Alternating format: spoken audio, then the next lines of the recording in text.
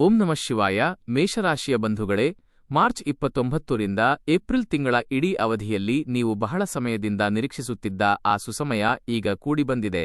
ಸದ್ಯಕ್ಕೆ ನೀವು ಒಂದಾದ ಮೇಲೊಂದರಂತೆ 6 ಬೃಹತ್ ಪ್ರಮಾಣದ ಸುಖಸುದ್ದಿಗಳನ್ನು ಸ್ವೀಕರಿಸುವ ಸುಯೋಗವಿದೆ. ಆದ್ದರಿಂದ ವಿಜಯೋತ್ಸವ ಆಚರಿಸಲು ಈಗಲೇ ಸಿದ್ಧರಾಗಿ ಎಂದು ನಾನು ನಿಮ್ಮನ್ನು ಪ್ರೋತ್ಸಾಹಿಸುತ್ತೇನೆ. ಒಂದು ಅತೀ ಮುಖ್ಯವಾದ ಘಟನೆ ಜರುಗಲಿದೆ ಮತ್ತು ಕಾಲ ಮಿಂಚುತ್ತಿದೆ. ಇದನ್ನು ನೀವು ಏಕಾಂತವಾಗಿ ಕುಳಿತು ವೀಕ್ಷಿಸಿ, ಇಲ್ಲದಿದ್ದರೆ ಭವಿಷ್ಯದಲ್ಲಿ ನೀವು ತೀವ್ರವಾಗಿ ಪಶ್ಚಾತ್ತಾಪ ಪಡುತ್ತೀರಿ. ದೈವದ ಲೀಲೆಗಳು ಅನನ್ಯವಾದವು ಮತ್ತು 33 ಕೋಟಿ ದೇವಾನುದೇವತೆಗಳು ಸಾಕ್ಷಾತ್ ಪರಶಿವನ ಜೊತೆಗೂಡಿ ನಿಮ್ಮ ಬದುಕಿಗೆ ಯಾವ ಸಂದೇಶ ನೀಡಲಿದ್ದಾರೆ? ಅವರು ಕೊನೆಗೂ ನಿಮಗೆ ಯಾವ ವರವನ್ನು ಕರುಣಿಸಲು ಬಯಸುತ್ತಿದ್ದಾರೆ? ನಾನು ಪ್ರತಿಯೊಂದು ವಿಷಯದ ಬಗ್ಗೆ ಅತಿ ವಿವರವಾದ ಮಾಹಿತಿಯನ್ನು ಒದಗಿಸಲಿದ್ದೇನೆ. ಆದರೆ ಅದಕ್ಕೂ ಮೊದಲು ಈ ವಿಡಿಯೋ ವೀಕ್ಷಿಸುತ್ತಿರುವ ಮಹಾದೇವನ ಭಕ್ತರೆಲ್ಲರೂ ಮೊದಲು ವಿಡಿಯೋವನ್ನು ಲೈಕ್ ಮಾಡಬೇಕು, ನಮ್ಮ ಚಾನಲ್ಗೆ ಸಬ್ಸ್ಕ್ರೈಬ್ ಆಗಬೇಕು ಮತ್ತು ಕಾಮೆಂಟ್ ಬಾಕ್ಸ್ನಲ್ಲಿ ಹರ್ ಹರ್ ಮಹಾದೇವ್ ಎಂದು ಪೂರ್ಣ ಮನಸ್ಸಿನಿಂದ ಬರೆಯಬೇಕೆಂದು ನಾನು ಆಶಿಸುತ್ತೇನೆ. ನೀವು ಈಶ್ವರನ ಪರಮ ಆಶೀರ್ವಾದ ಪಡೆಯುತ್ತೀರಿ. ಮತ್ತು ನನ್ನ ಮಾತುಗಳನ್ನು ಅತೀವ ಗಮನವಿಟ್ಟು ಆಲಿಸಿ. ಈ ಸುಸಮಯ ಎಲ್ಲರಿಗೂ ಒಲಿಯುವುದಿಲ್ಲ. ಇದು ಕೇವಲ ಶ್ರಮಜೀವಿಗಳಿಗೆ, ತಮ್ಮ ಜೀವನದಲ್ಲಿ ಕ್ರಾಂತಿಕಾರಿ ಬದಲಾವಣೆ ತರಲು ಹಂಬಲಿಸುವವರಿಗೆ ಮತ್ತು ದೊಡ್ಡ ಗುರಿ ಹೊಂದಿರುವವರಿಗೆ ಮಾತ್ರ ಸೀಮಿತ. ಮುಂಬರುವ ದಿನಗಳಲ್ಲಿ ನೀವು ಒಂದೊಂದಾಗಿ ಕೆಲವು ಗಣನೀಯವಾದ ಶುಭ ಸಮಾಚಾರಗಳನ್ನು ಅನುಭವಿಸುತ್ತೀರಿ. ಜ್ಯೋತಿಷ್ಯಶಾಸ್ತ್ರವು ನಿಮಗೆ 6 ಒಳ್ಳೆಯ ಸುದ್ದಿಗಳು ದೊರೆಯುತ್ತವೆ ಎಂದು ಸ್ಪಷ್ಟವಾಗಿ ಸಾರುತ್ತಿದೆ. ಇವು ಆಕಸ್ಮಿಕವಾಗಿ ಬರುವುದಿಲ್ಲ. ನಿಮ್ಮ ಸತ್ಕರ್ಮಗಳು, ನಿಮ್ಮ ಆಲೋಚನೆಗಳು ಮತ್ತು ನಿಮ್ಮ ಸಂಯಮವೇ ಇವುಗಳ ಹಿಂದಿನ ಮುಖ್ಯ ಪ್ರೇರಕ ಶಕ್ತಿಯಾಗಿರುತ್ತವೆ. ನಿಮ್ಮ ಕಠಿಣ ಪ್ರಯತ್ನವೇ ಇಲ್ಲಿ ನಿರ್ಣಾಯಕವಾಗಿರುತ್ತದೆ. ಆದಾಗ್ಯೂ ನಿಮ್ಮ ಬದುಕಿನಲ್ಲಿ ಉತ್ತಮ ಕಾಲ ಬರುವ ಬಲವಾದ ಸಾಧ್ಯತೆಯಿದೆ. ಇಂತಹ ಘಟನೆಯು ನಿಮ್ಮ ಜಾತಕದಲ್ಲಿ ಸುಮಾರು 5 ವರ್ಷಗಳ ದೀರ್ಘ ಕಾಯುವಿಕೆಯ ನಂತರ ಸಂಭವಿಸಲಿದೆ. ಗ್ರಹಗತಿಗಳ ಸಂಚಾರವು ಇದನ್ನು ದೃಢಪಡಿಸುತ್ತಿದೆ. ಮತ್ತು ಸೂರ್ಯ ಹಾಗೂ ಮಂಗಳ ಗ್ರಹಗಳು ಜಂಟಿಯಾಗಿ ನಿಮ್ಮ ಬದುಕಿನಲ್ಲಿ ಹೊಸ ಚೈತನ್ಯ ಸೃಷ್ಟಿಸುತ್ತಿವೆ. ಇದು ಕೂಡ ಅನೇಕ ಧನಾತ್ಮಕ ಪರಿಣಾಮಗಳನ್ನು ಹೊಂದಿರಲಿದೆ. ಈ 6 ಮಹತ್ವದ ಸುಖಸುದ್ದಿಗಳು ಯಾವುವು ಮತ್ತು ಅವು ನಿಮಗೆ ಹೇಗೆ ಲಭಿಸಬಹುದು ಎಂಬುದನ್ನು ನಿಖರವಾಗಿ ವಿವರಿಸುವ ಮೂಲಕ ನಾನು ಪ್ರತಿಯೊಂದು ವಿಷಯದ ಬಗ್ಗೆ ನಿಮಗೆ ಪೂರ್ಣವಾಗಿ ತಿಳಿಸಿಕೊಡುತ್ತೇನೆ. ನೀವು ಯಾವ ಪ್ರಮಾದಗಳನ್ನು ಮಾಡಬಾರದು ಮತ್ತು ನೀವು ಯಾವ ಸಂಗತಿಗಳನ್ನು ನೆನಪಿನಲ್ಲಿಟ್ಟುಕೊಳ್ಳಬೇಕು ಎಂಬುದನ್ನು ನಾನು ವಿವರವಾಗಿ ವಿವರಿಸುತ್ತೇನೆ. ದಯವಿಟ್ಟು ನನ್ನ ಮಾತುಗಳನ್ನು ಸುಳ್ಳು ಎಂದು ತಪ್ಪಾಗಿ ಭಾವಿಸಬೇಡಿ. ಒಳ್ಳೆಯ ಸುದ್ದಿಯ ಮೊದಲ ಭಾಗವನ್ನು ಎಚ್ಚರಿಕೆಯಿಂದ ಕೇಳಿ. ನಿಮ್ಮೆಲ್ಲ ಅರ್ಧಕ್ಕೆ ನಿಂತ ಕೆಲಸಗಳು ನಿಧಾನವಾಗಿ ಮುನ್ನಡೆಯಲು ಆರಂಭಿಸುತ್ತವೆ. ಹಿಂದೆ ಅಡೆತಡೆ ಅನುಭವಿಸಿದ್ದ ಕಾರ್ಯಗಳು ಈಗ ವೇಗ ಪಡೆದುಕೊಳ್ಳುತ್ತವೆ ಮತ್ತು ಇದು ಭಗವಾನ್ ಹನುಮಂತನ ಕೃಪೆಯಿಂದ ಮಾತ್ರ ಸಾಧ್ಯವಾಗುತ್ತದೆ. ನೀವು ನಿರೀಕ್ಷಿತ ಆದಾಯವಿಲ್ಲದ ಕ್ಷೇತ್ರದಲ್ಲಿ ಕೆಲಸ ಮಾಡುತ್ತಿದ್ದೀರಿ. ಈಗ ಆ ಕ್ಷೇತ್ರದಲ್ಲಿ ನೀವು ಗಣನೀಯ ಆರ್ಥಿಕ ಲಾಭವನ್ನು ಪಡೆಯುವ ಸಾಧ್ಯತೆಯಿದೆ. ಮನೆಯ ಕೆಲಸಗಳು ಬಾಕಿ ಉಳಿದಿದ್ದರೆ ಇಂದು ಚಿಂತಿಸುವ ಅಗತ್ಯವಿಲ್ಲ. ನೀವು ಶೀಘ್ರದಲ್ಲೇ ಸಿಹಿಸುದ್ದಿ ಸ್ವೀಕರಿಸುತ್ತೀರಿ ಮತ್ತು ನಿಮ್ಮ ಮುಖದಲ್ಲಿ ಹೊಸ ಕಳೆ ಕಾಣಿಸಿಕೊಳ್ಳುತ್ತದೆ. ಸ್ನೇಹಿತರೆ, ಇತರ ಒಳ್ಳೆಯ ಸುದ್ದಿಗಳ ಬಗ್ಗೆ ಹೇಳುವುದಾದರೆ, ನಿಮಗೆ ಅತಿ ಆಪ್ತರಿರುವ ಯಾರೊಬ್ಬರಿಂದ ಬೆಂಬಲ ದೊರೆಯುತ್ತದೆ. ಈ ವ್ಯಕ್ತಿ ನಿಮ್ಮ ಸಹೋದರ, ಮಿತ್ರ ಅಥವಾ ಸಂಬಂಧಿಯಾಗಿರಬಹುದು, ಆದರೆ ಅವರು ನಿಮ್ಮ ಪರವಾಗಿ ಇರುತ್ತಾರೆ. ಸಂಕಷ್ಟದ ಸಮಯದಲ್ಲಿ ನಿಮ್ಮ ಜೊತೆಗಿರುವ ಯಾರಾದರೂ ಇದ್ದಾರೆ ಮತ್ತು ಈ ವ್ಯಕ್ತಿಯ ಉಪಕಾರವನ್ನು ನೀವು ಎಂದಿಗೂ ಮರೆಯುವುದಿಲ್ಲ, ಏಕೆಂದರೆ ಈ ಜಗತ್ತಿನಲ್ಲಿ ಇತರರಿಗೆ ನೆರವಾಗುವವರು ತೀರಾ ವಿರಳ. ಸುಖವಿದ್ದಾಗ ನಿಮ್ಮನ್ನು ತಮ್ಮ ಬಂಧು ಎಂದು ಕರೆಯುವ ಅನೇಕ ಜನರನ್ನು ನೀವು ಈ ಜಗತ್ತಿನಲ್ಲಿ ಕಾಣಬಹುದು. ಆದರೆ ಕಷ್ಟ ಬಂದ ತಕ್ಷಣ ಅವರು ನಿಮ್ಮೊಂದಿಗಿನ ಎಲ್ಲಾ ಸಂಬಂಧಗಳನ್ನು ಕಡಿದುಕೊಳ್ಳುತ್ತಾರೆ. ಅಂದರೆ ಅವರು ಓಡಿಹೋಗುತ್ತಾರೆ. ಅಂತಹ ಜನರ ಬಗ್ಗೆ ನೀವು ಅತೀವ ಜಾಗರೂಕರಾಗಿರಬೇಕು, ಏಕೆಂದರೆ ಅವರು ನಿಮ್ಮನ್ನು ಪದೇ ಪದೇ ಇಕ್ಕಟ್ಟಿನಲ್ಲಿ ಬಿಟ್ಟು ಓಡಿಹೋಗುತ್ತಾರೆ. ಇದರಿಂದ ನಿಮ್ಮ ಜೀವನವನ್ನು ಸ್ವಂತವಾಗಿ ನಡೆಸಲು ಸಾಧ್ಯವಾಗುವುದಿಲ್ಲ. ಆದರೆ ದೇವರ ದಯೆಯಿಂದ ಇಂದು ನಿಮ್ಮನ್ನು ಕೈಹಿಡಿಯುವ ಯಾರನ್ನಾದರೂ ನೀವು ಕಾಣುವಿರಿ. ನೀವು ಅವರಿಗೆ ನಿಮ್ಮ ಅಂತರಾಳದಿಂದ ಕೃತಜ್ಞತೆ ಸಲ್ಲಿಸಬೇಕು, ಆಗ ನೀವು ಯಾವಾಗಲೂ ಒಟ್ಟಾಗಿ ಇರುತ್ತೀರಿ. ಮೂರನೆಯ ಅತ್ಯಂತ ಪ್ರಮುಖವಾದ ಶುಭ ಸಮಾಚಾರವನ್ನು ಗಮನವಿಟ್ಟು ಆಲಿಸಿ. ನಿಮ್ಮ ಆರ್ಥಿಕ ಪರಿಸ್ಥಿತಿಯಲ್ಲಿ ಚೇತರಿಕೆಯ ಲಕ್ಷಣಗಳಿವೆ. ಸಣ್ಣ ಅವಕಾಶಗಳು ನಿಮಗೆ ದೊಡ್ಡ ಪ್ರಯೋಜನಗಳನ್ನು ತರಬಹುದು ಮತ್ತು ನೀವು ಅನಿರೀಕ್ಷಿತವಾಗಿ ಯಾವುದೋ ರೂಪದಲ್ಲಿ ಹಣವನ್ನು ಕಂಡುಕೊಳ್ಳಬಹುದು. ಇದು ನಿಮ್ಮನ್ನು ನಂಬಲಾಗದಷ್ಟು ಸಂತೋಷಪಡಿಸುತ್ತದೆ. ಸ್ನೇಹಿತರೆ, ನೀವು ಎಲ್ಲಕ್ಕಿಂತ ಹೆಚ್ಚಾಗಿ ದೈವವನ್ನು ನಂಬಬೇಕು, ಏಕೆಂದರೆ ಆತನ ಅನುಗ್ರಹಗಳು ನಿಮ್ಮ ಬದುಕಿನಲ್ಲಿ ಸಂಪತ್ತನ್ನು ತರುತ್ತವೆ ಮತ್ತು ನಿಮ್ಮ ಆರ್ಥಿಕ ಸ್ಥಿತಿ ಮೊದಲಿಗಿಂತ ಬಲವಾಗಿ ಬೆಳೆಯುತ್ತಿರುವಂತೆ ಕಾಣುತ್ತಿದೆ. ಇತ್ತೀಚಿನ ದಿನಗಳಲ್ಲಿ ಸಣ್ಣದೊಂದು ಹಣಕಾಸಿನ ತೊಂದರೆಯೂ ಸಹ ನಿಮ್ಮ ಸ್ವಂತ ಜನರೇ ನಿಮ್ಮನ್ನು ತ್ಯಜಿಸಿ ಓಡಿಹೋಗುವಂತೆ ಮಾಡುತ್ತದೆ ಎಂದು ನಿಮಗೆ ಗೊತ್ತಿದೆ. ಆದ್ದರಿಂದ ದೇವರು ನಿಮ್ಮ ಪರವಾಗಿದ್ದಾನೆ ಮತ್ತು ಮಹಾಲಕ್ಷ್ಮೀ ದೇವಿಯ ಕೃಪೆಯೊಂದಿಗೆ ಹಣದ ಹರಿವು ಹೆಚ್ಚಾಗುತ್ತದೆ. ಆದ್ದರಿಂದ ನೀವು ಲಕ್ಷ್ಮೀದೇವಿಯ ಕೆಲವು ಪರಿಹಾರ ಅಥವಾ ಮಂತ್ರವನ್ನು ಸಹ ಆಶ್ರಯಿಸಬಹುದು, ಅದನ್ನು ಪಠಿಸಬಹುದು. ಆ ಮಂತ್ರದ ಬಗ್ಗೆ ನಾನು ಮುಂದೆ ಹೇಳುತ್ತೇನೆ.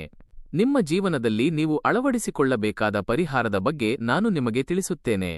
4ನೇ ದೊಡ್ಡ ಶುಭಸುದ್ದಿಯನ್ನು ಎಚ್ಚರಿಕೆಯಿಂದ ಕೇಳಿಸಿಕೊಳ್ಳಿ. ನನ್ನ ಪ್ರೀತಿಯ ಭಕ್ತರೇ, ನಿಮ್ಮ ಆತ್ಮವಿಶ್ವಾಸ ವೃದ್ಧಿಯಾಗುತ್ತದೆ ಮತ್ತು ಈ ಆತ್ಮಬಲವು ನಿಮ್ಮನ್ನು ಹೊಸ ಎತ್ತರಕ್ಕೆ ಕೊಂಡೊಯ್ಯುತ್ತದೆ. ನೀವು ಯಾವುದೇ ಸಾಮಾನ್ಯ ವ್ಯಕ್ತಿ ಅಥವಾ ಬೇರೆ ಯಾರೂ ಊಹಿಸಲು ಅಸಾಧ್ಯವಾದ ಯಶಸ್ಸಿನ ಮೈಲಿಗಲ್ಲನ್ನು ತಲುಪಲಿದ್ದೀರಿ. ಆದರೆ ನಿಮ್ಮ ಸತತ ಪರಿಶ್ರಮ, ನಿಮ್ಮ ಧನಾತ್ಮಕ ಚಿಂತನೆಗಳು ಮತ್ತು ನಿಮ್ಮ ಆಂತರಿಕ ತಾಳ್ಮೆ ನಿಮ್ಮನ್ನು ಅಲ್ಲಿಗೆ ಕರೆದೊಯ್ಯುತ್ತವೆ. ಯಾರಾದರೂ ಎಷ್ಟೇ ಅಡ್ಡಿಪಡಿಸಲು ಪ್ರಯತ್ನಿಸಿದರೂ ಅವರಿಗೆ ಸಾಧ್ಯವಾಗುವುದಿಲ್ಲ. 5ನೇ ದೊಡ್ಡ ಶುಭ ಸುದ್ದಿ ಏನು? ಕೇಳಿ. ನಿಮ್ಮ ಜೀವನದಲ್ಲಿ ಅನೇಕ ಸಕಾರಾತ್ಮಕ ಬದಲಾವಣೆಗಳು ಬಂದಾಗ, ಅಧಿಪತಿ ಸೂರ್ಯ ಮತ್ತು ಮಂಗಳ ನಿಮ್ಮ ರಾಶಿಯಲ್ಲಿ ಸಂಚರಿಸಿದಾಗ, 5ನೇ ಶುಭ ಸುದ್ದಿ ಎಂದರೆ ನಿಮ್ಮ ಮನೆಯಲ್ಲಿ ನೆಮ್ಮದಿಯ ವಾತಾವರಣ ನೆಲೆಸುತ್ತದೆ. ನಿಮ್ಮ ಹೃದಯಕ್ಕೆ ಹಿತ ನೀಡುವ ಏನಾದರೂ ಸಂಭವಿಸುತ್ತದೆ ಮತ್ತು ಮನೆಯವರೆಲ್ಲರೂ ಸಂತೋಷದಿಂದ ಒಟ್ಟಾಗಿ ಕುಳಿತು ಊಟ ಮಾಡುತ್ತಾರೆ. ಆದಾಗ್ಯೂ ಈ ಸಮಯದಲ್ಲಿ ನಿಮ್ಮ ನೆರೆಹೊರೆಯವರ ಬಗ್ಗೆ ಜಾಗರೂಕರಾಗಿರಬೇಕು, ಏಕೆಂದರೆ ಅವರು ನಿಮ್ಮ ಸುಖವನ್ನು ಸಹಿಸಲು ಸಾಧ್ಯವಾಗುವುದಿಲ್ಲ. ಅವರು ನಿಮ್ಮ ಮೇಲೆ ಮತ್ತೊಂದು ಕೆಟ್ಟ ದೃಷ್ಟಿ ಹಾಕಿ ನಿಮ್ಮನ್ನು ಮತ್ತೆ ಕೆಡವಲು ಪ್ರಯತ್ನಿಸುತ್ತಾರೆ. ಆದರೆ ಈ ಬಾರಿ ನೀವು ಅತೀವ ಶ್ರಮ ವಹಿಸಬೇಕು. ಯಾರೂ ನಿಮ್ಮ ಏಳಿಗೆಯನ್ನು ತಡೆಯಲು ಸಾಧ್ಯವಿಲ್ಲ. ಅವರು ಎಷ್ಟೇ ಹಂಬಲಿಸಿದರೂ ಸಹ, ಅವರು ನಿಮ್ಮ ಬಗ್ಗೆ ಎಷ್ಟೇ ಅಸೂಯೆಪಟ್ಟರೂ ಅವರು ಏನನ್ನೂ ಮಾಡಲು ಸಾಧ್ಯವಾಗುವುದಿಲ್ಲ. ಎಚ್ಚರಿಕೆಯಿಂದ ಹೆಜ್ಜೆ ಇರಿಸಿ ಮುನ್ನಡೆಯಿರಿ. ಆಂಜನೇಯನನ್ನು ಪ್ರಾರ್ಥಿಸುತ್ತಲೇ ಇರಿ. ನೀವು ಮೌಢ್ಯದಿಂದ ಬದುಕುವುದನ್ನು ನಿಲ್ಲಿಸಿ ಮತ್ತು ವಿವೇಕಯುತ ಕೆಲಸದಿಂದ ಬುದ್ಧಿವಂತ ಜೀವನವನ್ನು ನಡೆಸಬೇಕು. ನಿಮ್ಮ ಜೀವನದಲ್ಲಿ ಸ್ವಲ್ಪ ಚಾಣಾಕ್ಷತೆಯನ್ನು ಅಳವಡಿಸಿಕೊಳ್ಳಿ ಮತ್ತು ಎಲ್ಲಾ ದೇವರುಗಳಿಗೆ, ವಿಶೇಷವಾಗಿ ಭಾಸ್ಕರ, ಹನುಮಂತ, ಮಹಾದೇವ ಮತ್ತು ಮಹಾಲಕ್ಷ್ಮೀ ದೇವಿಗೆ ಧನ್ಯವಾದ ಅರ್ಪಿಸಲು ಪ್ರಾರಂಭಿಸಿ. ಏಕೆಂದರೆ ಈ ದೈವಿಕ ಶಕ್ತಿಗಳ ಕೃಪೆಯಿಂದಾಗಿ ಸೂರ್ಯ ಮತ್ತು ಮಂಗಳ ಎರಡೂ ನಿಮ್ಮ ಜಾತಕದಲ್ಲಿ ಸಂಚರಿಸುತ್ತಿವೆ. ಇದರ ನಂತರ ಅನೇಕ ಧನಾತ್ಮಕ ಮತ್ತು ಋಣಾತ್ಮಕ ಪರಿಣಾಮಗಳು ಕಂಡುಬರುತ್ತವೆ. ಆದರೆ ನಾನು ಇನ್ನೂ ನಿಮಗೆ 6ನೇ ಶುಭಸುದ್ದಿಯ ಬಗ್ಗೆ ತಿಳಿಸಿಲ್ಲ. ಬಹಳ ಅತೀವ ಜಾಗರೂಕತೆಯಿಂದ ಕೇಳಿ. ಈಗ ನಿಮ್ಮ ಬದುಕಿನಲ್ಲಿ ಹೊಸ ಆರಂಭದ ಕಾಲ ಬರುತ್ತದೆ. ಅಲ್ಲಿಂದ ನಿಮ್ಮ ಕಥೆ ಪೂರ್ತಿಯಾಗಿ ಬದಲಾಗುತ್ತದೆ. ನೀವು ಕೂಡ ಈ ಘಳಿಗೆಗಾಗಿ ಬಹಳ ಕಾಲದಿಂದ ಕಾಯುತ್ತಿದ್ದೀರಿ. ಬೇರೆ ರೀತಿಯಲ್ಲಿ ಹೇಳುವುದಾದರೆ, ನೀವು 35 ವರ್ಷಗಳಿಂದ ಈ ಶುಭ ದಿನಕ್ಕಾಗಿ ಕಾಯುತ್ತಿದ್ದೀರಿ. ಮುಂದಿನ 3 ದಿನಗಳಲ್ಲಿ ನಿಮ್ಮ ಕನಸು ನನಸಾಗುತ್ತದೆ. ಹೌದು, ಈ ಬಹಳ ಪ್ರಮುಖವಾದ ಅಂಶವನ್ನು ಅರ್ಥಮಾಡಿಕೊಳ್ಳಿ. ನಾನು ನಿಮಗೆ ಮುನ್ನೆಚ್ಚರಿಕೆಯಿಂದ ಇರಲು ಸಲಹೆ ನೀಡುತ್ತಿದ್ದೇನೆ. ಇದು ಎಲ್ಲಾ ವಿದ್ಯಾರ್ಥಿಗಳಿಗೆ ಮತ್ತು ಯುವ ಸಮುದಾಯಕ್ಕೆ ವಿಶೇಷ ಎಚ್ಚರಿಕೆ. ಸ್ನೇಹಿತರೆ, ಈ ಸಮಯದಲ್ಲಿ ನೀವು ಪ್ರಣಯ ವ್ಯವಹಾರಗಳು ಅಥವಾ ಅನಗತ್ಯ ಕಲಹಗಳಿಂದ ದೂರವಿರಬೇಕು, ಏಕೆಂದರೆ ಇದು ನಿಮಗೆ ಬಹಳ ಮುಖ್ಯವಾದ ಕಾಲ. ಆದಾಗ್ಯೂ ನಿಮ್ಮ ವೈರಿಗಳು ನಿಮ್ಮನ್ನು ದಾರಿ ತಪ್ಪಿಸಲು ಪ್ರಯತ್ನಿಸಬಹುದು.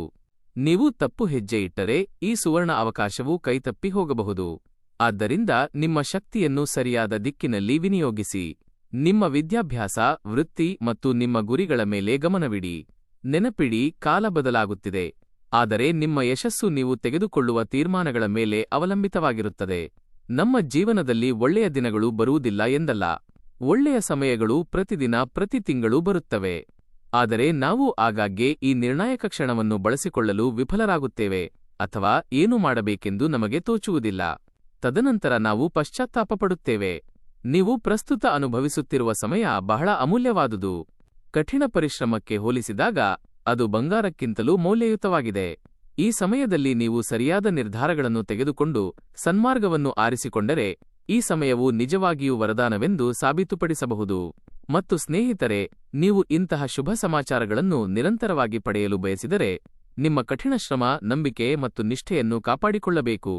ನೀವು ಚಾನೆಲ್ಗೆ ಹೊಸಬರಾಗಿದ್ದರೆ ದಯವಿಟ್ಟು ಸಬ್ಸ್ಕ್ರೈಬ್ ಆಗಿ. ಇಲ್ಲಿ ನಾವು ನಿಮ್ಮ ಭವಿಷ್ಯ, ನಿಮ್ಮ ಕಾರ್ಯಗಳು ಮತ್ತು ನಿಮ್ಮ ಗೆಲುವಿನ ಬಗ್ಗೆ ಚರ್ಚಿಸುತ್ತೇವೆ. ನಾವು ನಿಮ್ಮ ಶತ್ರುಗಳ ಬಗ್ಗೆಯೂ ಚರ್ಚಿಸುತ್ತೇವೆ. ನೀವು ಸಕಾರಾತ್ಮಕವಾಗಿರಲು ಬಯಸಿದರೆ ದಯವಿಟ್ಟು ಚಂದಾದಾರರಾಗಿ. ಮುಂಬರುವ ದಿನಗಳಲ್ಲಿ ನಿಮ್ಮ ಜೀವನದಲ್ಲಿ ಮಹತ್ತರ ಘಟನೆಗಳು ಜರುಗಬಹುದು. ನನ್ನ ಸ್ವಂತ ಅನುಭವದ ಆಧಾರದ ಮೇಲೆ ನಾನು ಅಂತಹ ಅನೇಕ ವಿಷಯಗಳನ್ನು ಹಂಚಿಕೊಳ್ಳುತ್ತೇನೆ. ಅಂತಹ ಭವಿಷ್ಯವಾಣಿಗಳನ್ನು ನಿಮಗೆ ನೀಡಲು ನಾನು ನಿಮ್ಮ ಜಾತಕವನ್ನು ಸಹ ವಿಶ್ಲೇಷಿಸುತ್ತೇನೆ. ಇಲ್ಲಿಂದ ನಿಮ್ಮ ಜೀವನದಲ್ಲಿ ಅಳವಡಿಸಿಕೊಳ್ಳಲು ಕೆಲವು ಪರಿಹಾರಗಳು ಮತ್ತು ಮಂತ್ರಗಳನ್ನು ನಾನು ಹಂಚಿಕೊಳ್ಳುತ್ತೇನೆ. ಮೊದಲ ಪರಿಹಾರವೆಂದರೆ ಈಶ್ವರನನ್ನು ಮೆಚ್ಚಿಸುವುದು. ಎಚ್ಚರಿಕೆಯಿಂದ ಕೇಳಿ. 1 ಜೋಡಿ ಲವಂಗ. ಋಣಾತ್ಮಕ ಶಕ್ತಿಯನ್ನು ಹೊಡೆದೋಡಿಸಲು ಶಿವಲಿಂಗಕ್ಕೆ 1 ಜೋಡಿ ಲವಂಗವನ್ನು ಸಮರ್ಪಿಸಿ. ಮತ್ತು 2ನೆಯ ಪರಿಹಾರ ಸಂಪತ್ತಿನ ವೃದ್ಧಿಗಾಗಿ.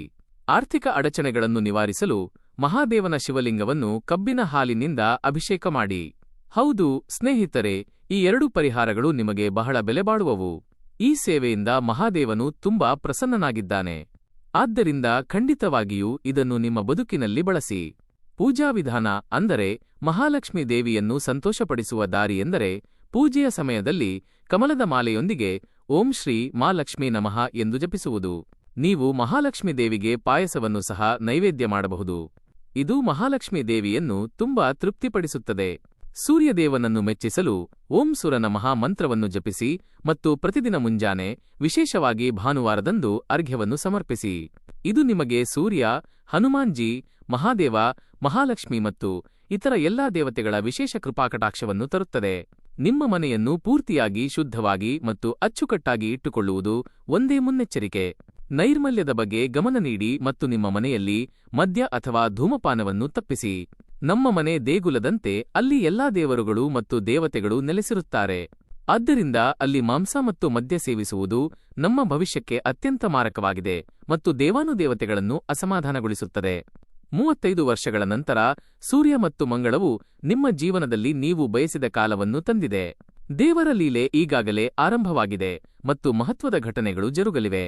ಸ್ನೇಹಿತರೆ, ತಿಳಿದುಕೊಳ್ಳಲು ಅತ್ಯಗತ್ಯವಾದ ಬಹಳ ವಿಶೇಷ ಮತ್ತು ಪ್ರಮುಖ ಜಾತಕಗಳ ಬಗ್ಗೆ ನಾನು ನಿಮಗೆ ಹೇಳುತ್ತೇನೆ.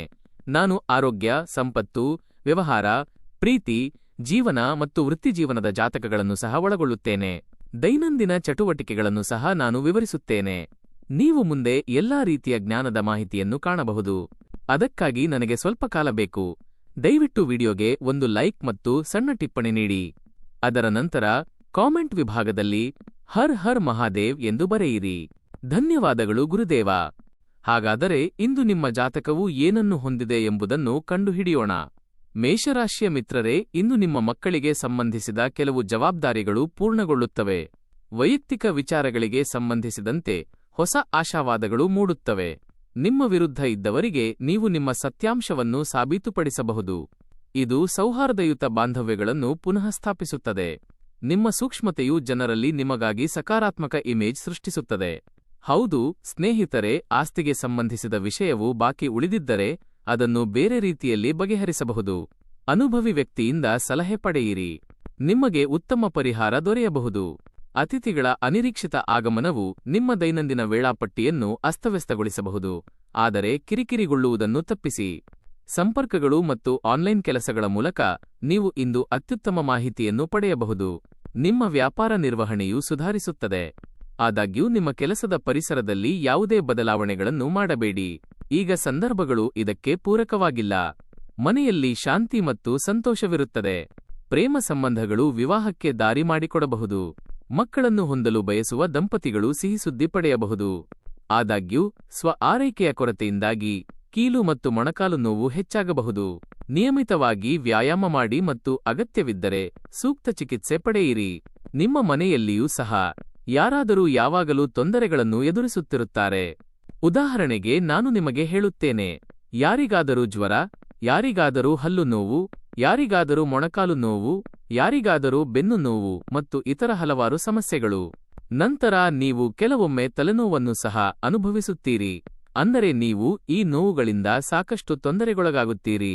ಇದರ ಹಿಂದಿನ ಒಂದು ಪ್ರಬಲ ಕಾರಣವೆಂದರೆ ನೀವು ಸಮಯಕ್ಕೆ ಸರಿಯಾಗಿ ಮಲಗುವುದಿಲ್ಲ ಅಥವಾ ಸಮಯಕ್ಕೆ ಸರಿಯಾಗಿ ಉಣ್ಣುವುದಿಲ್ಲ. ನೀವು ಪೌಷ್ಟಿಕಾಂಶಯುಕ್ತ ಆಹಾರ ಸೇವಿಸುವುದಿಲ್ಲ ಅಥವಾ ನಿಮ್ಮ ಆರೋಗ್ಯದ ಬಗ್ಗೆ ಸರಿಯಾದ ಕಾಳಜಿ ವಹಿಸುವುದಿಲ್ಲ. ಅದಕ್ಕಾಗಿಯೇ ನೀವು ಅಂತಹ ಸಮಸ್ಯೆಗಳನ್ನು ಎದುರಿಸಬೇಕಾಗುತ್ತದೆ. ಇಂದಿನಿಂದ ನೀವು ಸಮತೋಲಿತ ಆಹಾರವನ್ನು ಸೇವಿಸಬೇಕು. ನಿಮ್ಮ ಆಹಾರದಲ್ಲಿ ಹೆಚ್ಚು ಸೊಪ್ಪು ತರಕಾರಿಗಳನ್ನು ಸೇರಿಸಿ ಮತ್ತು ಸಾಕಷ್ಟು ನಿದ್ದೆ ಮಾಡಿ. ಯಾವಾಗಲೂ ನೀರು ಕುಡಿಯಿರಿ, ಏಕೆಂದರೆ ಇದು ನಿಮ್ಮನ್ನು ಆರೋಗ್ಯವಾಗಿರಿಸುತ್ತದೆ ಮತ್ತು ಯಾವುದೇ ಕೆಲಸವನ್ನು ನಿರ್ವಹಿಸಲು ಸಿದ್ಧಗೊಳಿಸುತ್ತದೆ. ಇಂದು ಸೇರಿದವರ ಭಾವನೆ, ನಂಬಿಕೆ ಮತ್ತು ಐಕ್ಯತೆಯ ಭಾವನೆ ಬಲಗೊಳ್ಳುತ್ತದೆ. ನೀವು ಇಂದು ಯಾವುದಾದರೂ ಕಾರ್ಯಕ್ಕಾಗಿ ಎಲ್ಲೋ ಹೋಗುತ್ತಿದ್ದರೆ, ಅದು ಚಿಕ್ಕದಾಗಿರಲಿ ಅಥವಾ ದೊಡ್ಡದಾಗಿರಲಿ, ನೀವು ಗೆಲುವು ಸಾಧಿಸುವಿರಿ. ಇಡೀ ಕುಟುಂಬಕ್ಕೆ ಹರ್ಷವನ್ನು ತರುತ್ತೀರಿ. ಯಾರಾದರೂ ಉದ್ಯೋಗಕ್ಕೆ ತಯಾರಿ ನಡೆಸುತ್ತಿದ್ದರೆ ಅವರಿಗೆ ಪದೋನ್ನತಿ ಸಿಗಬಹುದು. ಇದರರ್ಥ ಇಂದು ನಿಮ್ಮ ಮನೆಯಲ್ಲಿ ಎಲ್ಲೋ ಸಂತೋಷದ ವಾತಾವರಣವಿರುತ್ತದೆ. ಸ್ನೇಹಿತರೆ, ಗೃಹಿಣಿಯೂ ಸಹ ಹಿಂದಿನ ಕೆಲವು ಕೆಲಸಗಳಿಗಾಗಿ ಮೆಚ್ಚುಗೆ ಪಡೆಯಬಹುದು. ಅದು ನಿಮ್ಮ ಹೃದಯಕ್ಕೆ ತೃಪ್ತಿ ತರುತ್ತದೆ. ನಿಮ್ಮ ಆರ್ಥಿಕ ಸ್ಥಿತಿ ಕ್ರಮೇಣ ಸಮತೋಲನವನ್ನು ಪಡೆಯುತ್ತದೆ. ಹಿಂದಿನ ಕೆಲವು ಪ್ರಯತ್ನಗಳ ಸಕಾರಾತ್ಮಕ ಫಲಿತಾಂಶಗಳು ಮನೆಯ ವಾತಾವರಣವನ್ನು ಆರಾಮದಾಯಕವಾಗಿಸುತ್ತದೆ. ಆದಾಗ್ಯೂ ಇಂದು ಅತಿಯಾಗಿ ಆಲೋಚಿಸುವ ಮತ್ತು ಉತ್ಸಾಹದ ಕೊರತೆಯ ದಿನವಾಗಿರುತ್ತದೆ. ಇದು ನಿಮ್ಮ ನಿದ್ರೆಯ ಗುಣಮಟ್ಟವನ್ನು ಕುಂದಿಸುತ್ತದೆ. ಆದ್ದರಿಂದ ಅತಿಯಾಗಿ ಚಿಂತಿಸುವ ಬದಲು ನೀವು ಕೆಲವು ವೈಯಕ್ತಿಕ ಕೆಲಸಗಳನ್ನು ಮಾಡಬಹುದು ಅಥವಾ ಆನ್ಲೈನ್ನಲ್ಲಿ ಕೆಲಸ ಮಾಡಬಹುದು. ನಾಳೆ ಬೆಳಿಗ್ಗೆ ಸುಮಾರು ಬೆಳಿಗ್ಗೆ 8 ಗಂಟೆಗೆ ನಿಮಗೆ ಸುಖಸುದ್ದಿಯೊಂದಿಗೆ ಕರೆ ಬರುತ್ತದೆ ಅಥವಾ ಇಮೇಲ್ ಮೂಲಕ ಮಹತ್ವದ ಸಂದೇಶ ಬರುತ್ತದೆ. ಇದು ನಿಮ್ಮ ಈಗಾಗಲೇ ಹೊಳೆಯುತ್ತಿರುವ ಮುಖದ ಪ್ರಭೆಯನ್ನು ಹೆಚ್ಚಿಸುತ್ತದೆ. ಬೆಳಿಗ್ಗೆ ನಿಮ್ಮ ಪ್ರಭಾವವನ್ನು ಬಳಸಿಕೊಳ್ಳಲು ನಿಮಗೆ ಅವಕಾಶಗಳು ದೊರೆಯುತ್ತವೆ. ಕೆಲಸ ತ್ವರಿತಗೊಳ್ಳುತ್ತದೆ ಮತ್ತು ನಿಮ್ಮ ಧೈರ್ಯ ಉತ್ತಮವಾಗಿರುತ್ತದೆ. ಮಧ್ಯಾಹ್ನದ ವೇಳೆಗೆ ಸ್ವಲ್ಪ ನೆಮ್ಮದಿಯೂ ಸಿಗುವ ಸಾಧ್ಯತೆಯಿದೆ. ವಿರೋಧಿಗಳು ತಮ್ಮ ದನಿಯನ್ನು ಎತ್ತಬಹುದು, ಆದರೆ ನಿಮ್ಮ ಪ್ರಯತ್ನಗಳಿಂದ ನೀವು ಅವರನ್ನು ಹತೋಟಿಯಲ್ಲಿಡಲು ಸಾಧ್ಯವಾಗುತ್ತದೆ.